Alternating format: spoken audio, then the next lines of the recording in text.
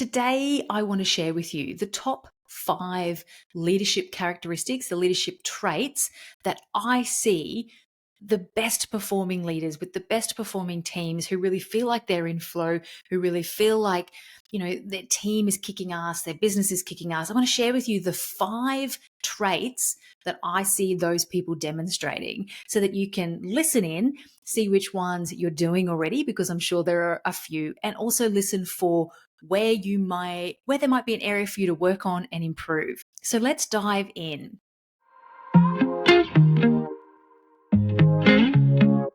The first one is the great leaders who really have humming teams that they're proud of, that they feel like are on their same path, are sharing their vision, are really they're in it together. Those leaders hold ultimate responsibility without blaming themselves or being a martyr when things go wrong. So what I mean by holding ultimate responsibility is that they understand that they have a role in everything that goes well and everything that goes wrong. And they look to self-reflect. They look to understand their part in it, and they look at how they can get better, as well as looking at anything externally that needs to get better. So they hold ultimate responsibility, but not in that negative, something's gone wrong again, it must be my fault kind of way. It's in that positive, I've got a role in this, I'm holding ultimate responsibility. How can I improve my role? How can we improve what we're doing? How can we make sure we don't make that mistake again? So the first one is holding ultimate responsibility. The second characteristic is that they are action and solution focused. So when something goes wrong, when they're facing a challenge, yes, they still feel all the feels. They have the emotions. I'm not saying that they're necessarily positive Polly, but what they do is that they acknowledge those emotions and then they move from those feelings into what can we do about it? What choices do we have here? Where's the potential solution quickly? So it's less about staying in the drama of whatever the situation is that they're facing and how they found themselves there. And it's more about focusing forward, thinking, what can we do differently? Where do we go? So they're really on the edge of how I can take that next step. So the second characteristic there is action and solution focused.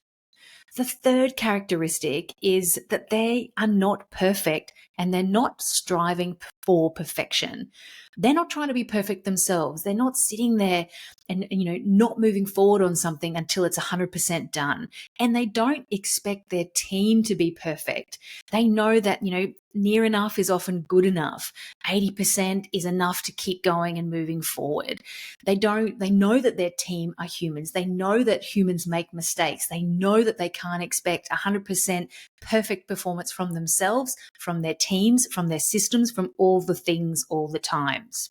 The fourth one is they value processes. They know that systems and processes are typically the answer to most mistakes that happen in the business and most challenges that the business faces as they start to scale, because they know that the people around them are human and people need systems and processes to support them, to not have to, draw on their memory, to not have to try really hard to avoid mistakes. They know that processes and systems hold people up, and in turn, the processes and systems hold their business up. And then the fifth characteristics or trait is that they are transparent and clear, meaning that they're willing to say what needs to be said. They're willing to be open and ask for what they need. They're willing to be open and transparent if somebody is not delivering what they're after. They're specific in their language, they're transparent in their intention, and they say what needs to be said. And even though those conversations aren't easy, they're willing to have them, and they're willing to get the support that they need to have them when they're feeling uncomfortable. And I guess they know that those conversations are so important and need to be had that they prioritize that. So that's the top 5 leadership characteristics or the leadership traits that I see the best leaders with the teams that really hum, that where they really work together, where they're in a flow, that where the team is really performing and the leader feels like they can rely on the people. Those leaders demonstrate these 5 characteristics. They hold ultimate responsibility, they're action and solution focused, they know that they're not striving for perfection, either for themselves or for their team. They value processes and they prioritize putting processes in place and getting their team to put processes in place. And they are open, transparent, and clear with their conversations. And they have the conversations that they need to have so that people know what they need to do. So in turn, the business gets the results it deserves. And I guess the bonus trait that I want to share with you is that they do all of this in an authentic way that feels right for them.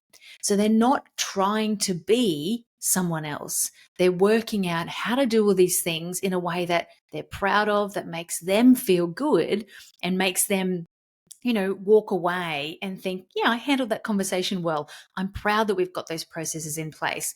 I'm proud that I didn't sit in the drama for too long and I moved forward. They're not trying to put on somebody else's mask or play a character to be the leader that they need to be. So I hope that by sharing these top 5 leadership traits with you, it's given you some inspiration. So if you're sitting there and you're feeling like, my team feels a bit clunky, I've got a couple of people and they're helpful, they're trying hard, but we're not quite in a rhythm, we're not quite where I want us to be, then I'm hoping that by sharing with you these top 5 leadership traits, it gives you a little bit of insight into, what could I potentially work on to elevate myself to be more clear, more empowering, more inspiring as a leader, which in turn will support the team to elevate their performance and be who you need and want them to be. So this is a lovely, short, sharp episode today. I'd love to hear which of those traits you feel you're really great at or what you're working on. There's quite a bit of commonality there. Lots of my clients find 1 or 2 of those really, really challenging, but you will, once you sort of really get skilled in all of those and you're able to sort of demonstrate them in a consistent way, you'll really see the performance of your team lift and you'll start to feel like that well-oiled machine that you hear everybody talking about. Okay, that is all. A short, sharp episode today. I hope you've enjoyed it. I'll be back here in your ears next week. Until then, have fun.